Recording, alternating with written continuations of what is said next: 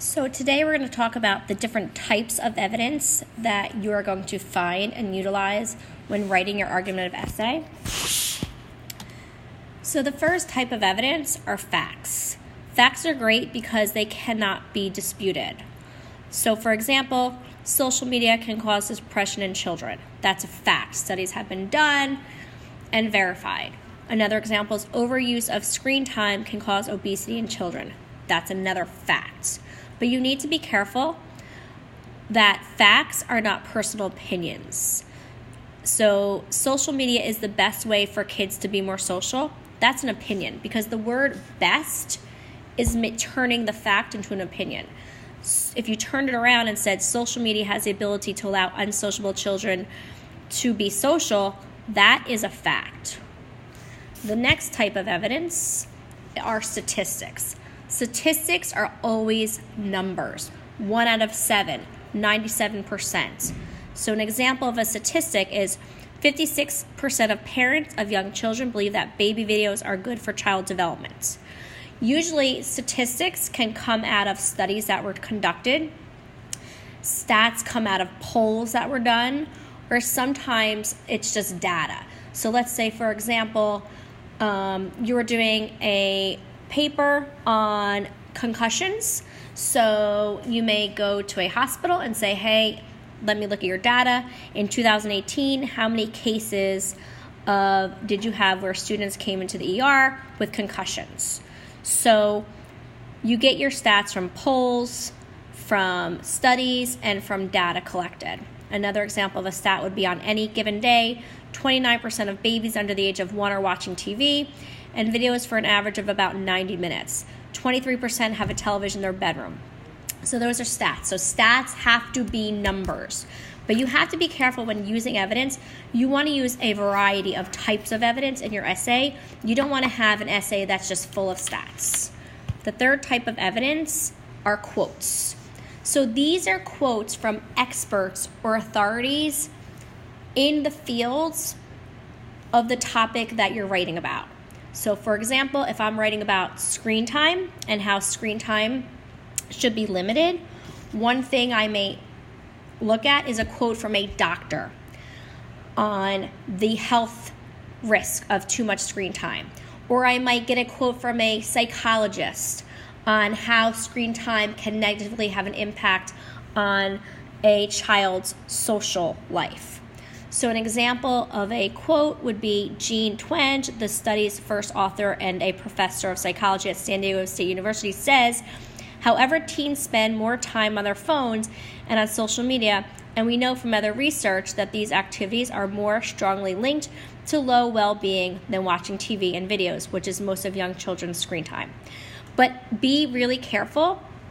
You have to make sure that the quote is accurate and it's coming from an authority, all right? So you wouldn't say, well, there was this boy and he said that when he goes on his iPhone for too long, his eyes start to bother him. That is not an authority and an expert. So it can only be somebody who's an expert in that field. The next type of evidence are anecdotes. So basically an anecdote is a story. It's a story of a personal experience that happened to somebody that you can use to prove your claim. So for example, if my thesis is screen time should be limited, I found this little story about a girl who was bullied.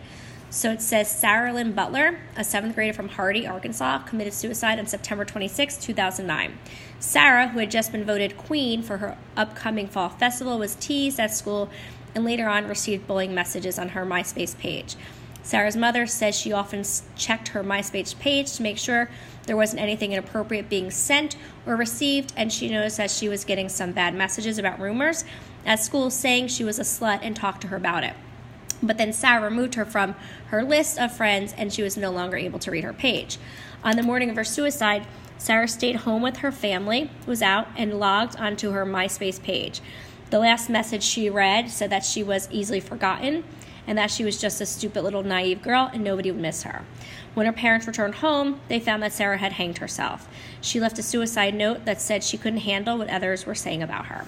So the anecdote has to be true, and it has to be somebody other than yourself for this particular argument of essay. And you literally tell the details. Who was there, what happened, what were the events in the story, and what was the resolution. The next type of evidence are examples.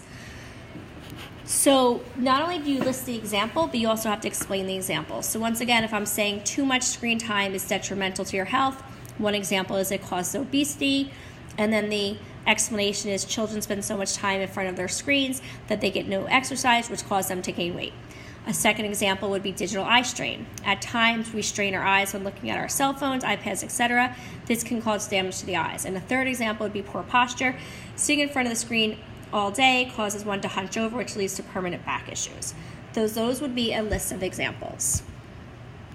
The last type of evidence is a study that was conducted. Now, be careful between the difference between a study and a statistic.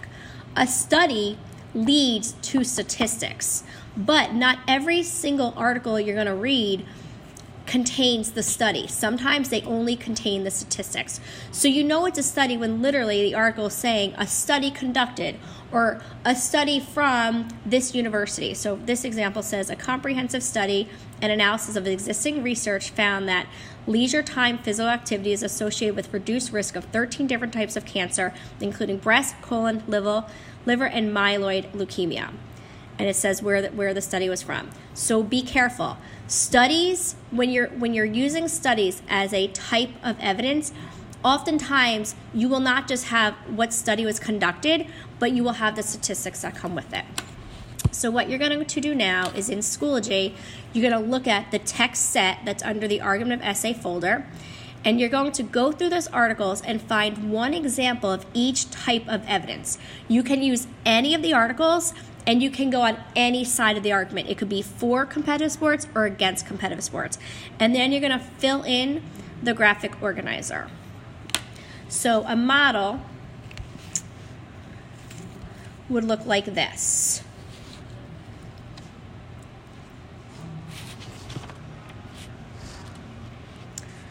So here is an example. I have understanding types of evidence. This is a statistic right here. By 2015, 70% of teens had smartphones according to the Pew Research Center.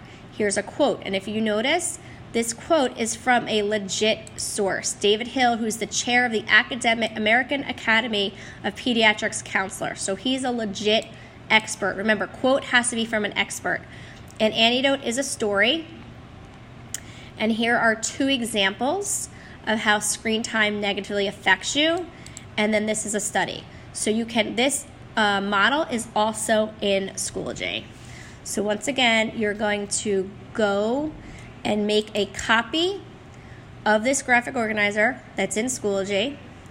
You're going to open up the text set that's found in Schoology on all the articles that's for competitive sports or against competitive sports, and you're going to find one type of example and then fill in the graphic organizer.